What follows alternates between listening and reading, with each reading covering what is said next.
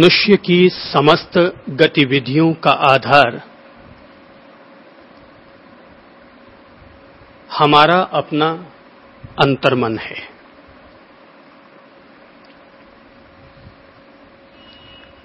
जीवन के प्रत्येक बंधन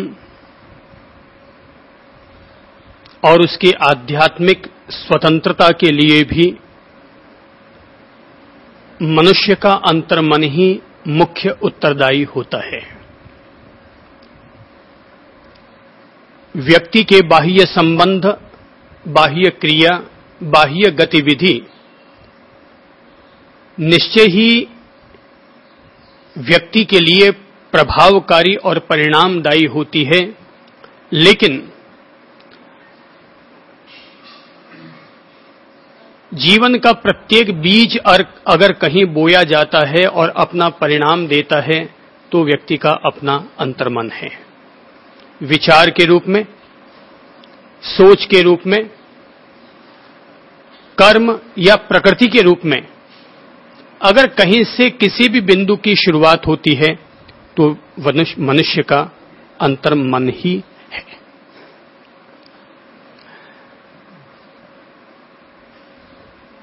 महर्षि पतंजलि ने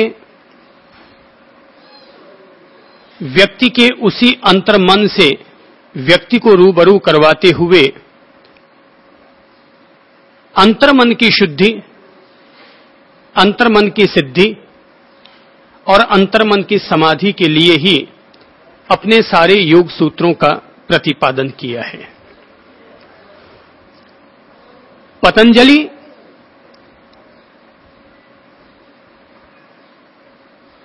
जीवन का यह ज्ञान रखने के कारण कि व्यक्ति का अंतर्मन ही उसकी समस्त गतिविधियों का आधार और पुरोधा है, यही वजह है कि उन्होंने अपने अध्यात्म और योग की शुरुआत ही व्यक्ति के अंतर्मन के साथ की है। व्यक्ति के अंतर्मन के दो पहलू हैं। एक पहलू को चालू भाषा में हम लोग मन कहते हैं और दूसरा पहलू है जिसे कि हम चित्त कहते हैं।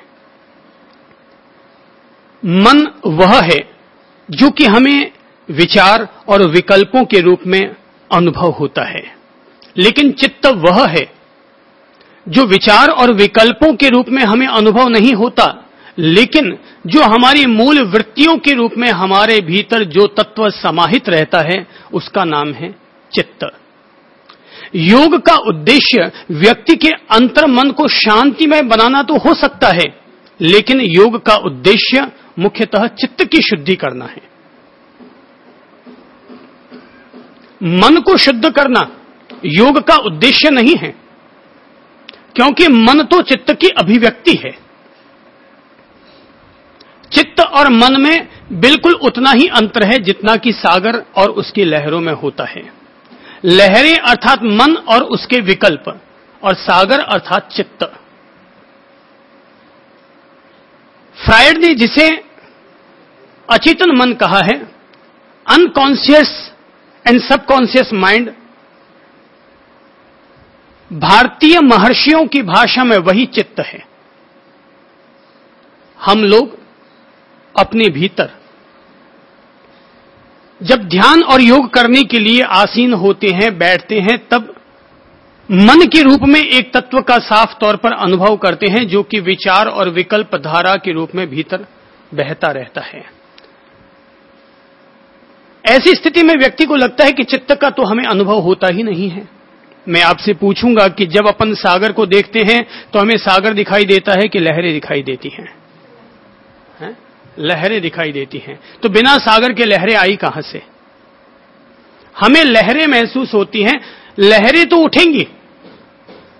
दुनिया में ऐसी कोई योग क्रिया और योग पद्धति नहीं है जिसके चलते हम ये कह सकें कि मन की धाराएं व्यक्ति के भीतर नहीं उठेंगी। ये संभव ही नहीं है,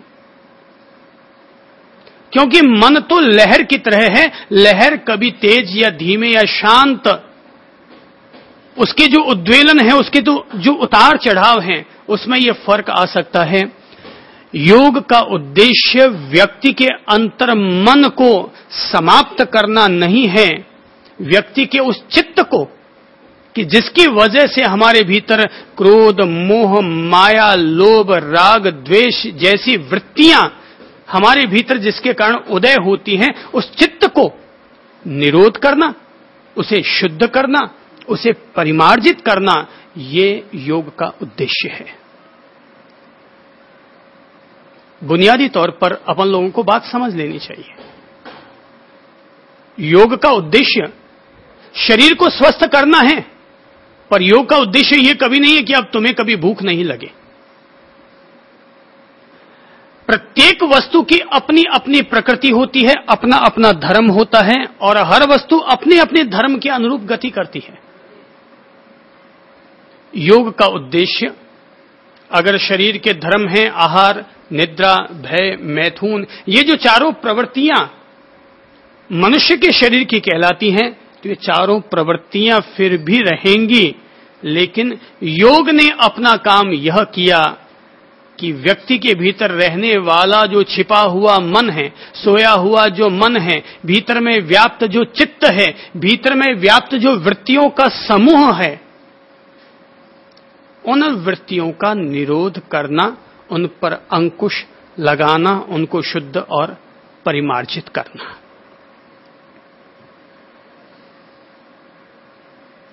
इसलिए जब हम ध्यान करने के लिए बैठें तो हमारा उद्देश्य, अगर हम ये सोचें कि हमारे मन को एकाग्र करना हमारा उद्देश्य है,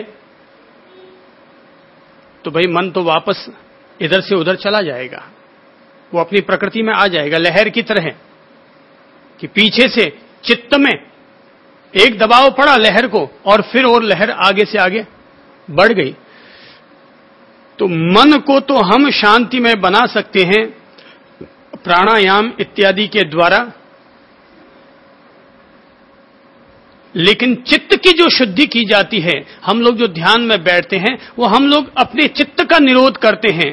पहले हम मन को शांति में बनाते हैं, और फिर हमारा यह ध्येय बन जाता है, हमारे ज्ञान दशा में यह आ जाता है कि हम अपने चित्त का निरोध कर रहे हैं, जहां से ये सब वृत्तियां उठ करके आती हैं।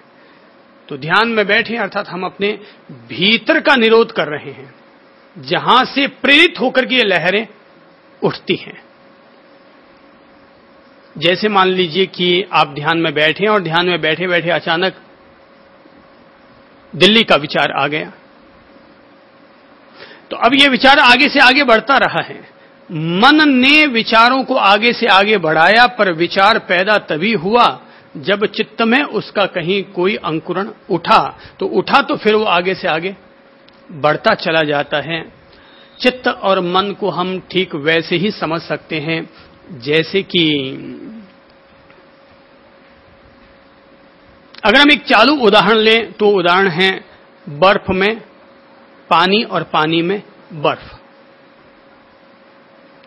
जैसे कहा जाता है महासागर और उनके जो द्वीप, उपद्वीप और महाद्वीप हैं, तो उनमें कहा जाता है कि अंटार्कटिका महासागर में जो बर्फ के पर्वत दिखाई देते हैं या बर्फ के जो शिलाखंड दिखाई देते हैं, तो जितने भी जहाज डूबते हैं उनमें से अधिकांश जहाज टक्कर खाते हैं अंटार्कटिका महासागर के आसपास के दरिये में, क्योंकि जो बर्फ के पर्वत ऊपर दिखाई देते हैं वो तो नजर आ जाते हैं, लेकिन जो भीतर होते हैं पानी के भीतर, बाहर से दिखाई देता है छोटा सा टुकड़ा, लेकिन भीतर में होता है पूरा का पूरा पर्वत। तो कहते हैं कि मन हमारा वैसे ही है जैसे बाहर दिखाई देने वाली बर्फ होती है। अगर हम पानी के हौज में 10 किलो बर्फ का टुकड़ा अगर डालेंगे तो बाहर हमें केवल इसमें से 1 किलो भाग जितना ही नजर आएगा, 9 किलो वाला भाग तो पानी में ही डूब जाएगा। तो हम सब लोगों का जो चित्त है वो उस 90% की तरह है, 9 किलो वजन की तरह है। जो बाहर में कभी विचार, कभी विकल्प, धारा, ये वो फूंक फांक के रूप में जो अनुभव होता है वो तो 10% है, वो तो 10% है। जब भी हम नींद लेते हैं रात को तो 10% वाला मन तो शांत हो जाता है, लेकिन 90% वाला चित्त एक्टिव हो जाता है, सक्रिय हो जाता है। ध्यान के द्वारा चित्त का निरोध होता है। तो लक्ष्य ही यही है कि मैं अपने चित्त का निरोध करने के लिए ध्यान में बैठा हूं। ध्यान किस लिए बैठा हूं? चित्त का निरोध करने के लिए। भीतर में जो मेरे चित्त में जो दशाएं हैं उनका निरोध करने के लिए मैं ध्यान में बैठा हूं। वो कहते हैं हम अपने चित्त को पहचानेंगे कैसे? अब समस्या आती है कि हम अपने चित्त को पहचानेंगे कैसे। बस अब ये अपन लोग आगे धीरे धीरे अब एक एक करके योग सूत्र ले रहे हैं कि जिसके द्वारा हम अपने चित्त से साक्षात्कार कर रहे हैं।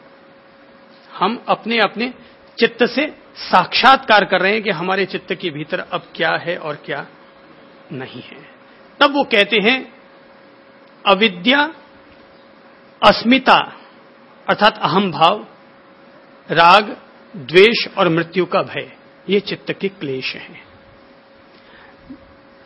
जब पतंजलि ने यह कहने की कोशिश की कि योगस् चित्त वृत्ति निरोधः, चित्त की वृत्तियों का निरोध ही योग है, तब प्रश्न आता है वृत्तियां क्या है, चित्त क्या है? तो हम अपने चित्त को पहचानेंगे कैसे? तब वो कहते हैं कि चित्त के भीतर दो तरह की वृत्तियां होती हैं, एक क्लेशकारी और एक अक्लेशकारी। अर्थात कुछ वृत्तियां ऐसी होती हैं जिनके कारण हमें कष्ट, दुख, वेदनाएं, आर्त ध्यान, रौद्र ध्यान जैसी स्थितियों से हमें गुजरना पड़ता है। लेकिन कुछ वृत्तियां ऐसी होती हैं जो हमारे जीवन में सुखदायी लगती है, प्रेम के रूप में, करुणा के रूप में, शांति के रूप में, दया के रूप में। ये वृत्तियां हमें सुखदायी लगती है। लेकिन जो क्लेशकारी वृत्तियां होती हैं, योग के द्वारा, ध्यान के द्वारा हम उनका क्षय करते हैं।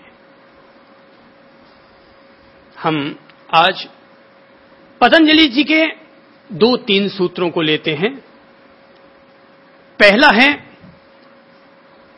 अभ्यास वैराग्याभ्याम तन निरोधः। अभ्यास और वैराग्य से वृत्तियों का निरोध होता है। दूसरा सूत्र है अविद्या, अस्मिता, राग, द्वेष, अभिनिवेशः क्लेशः। अविद्या, अहम भाव, राग, द्वेष और मृत्यु भय, चित्त के ये 5 क्लेश हैं, संक्लेश हैं, कष्ट हैं, दुख हैं। ध्यान हेयः तद वृत्तयः। ध्यान के द्वारा उन क्लेश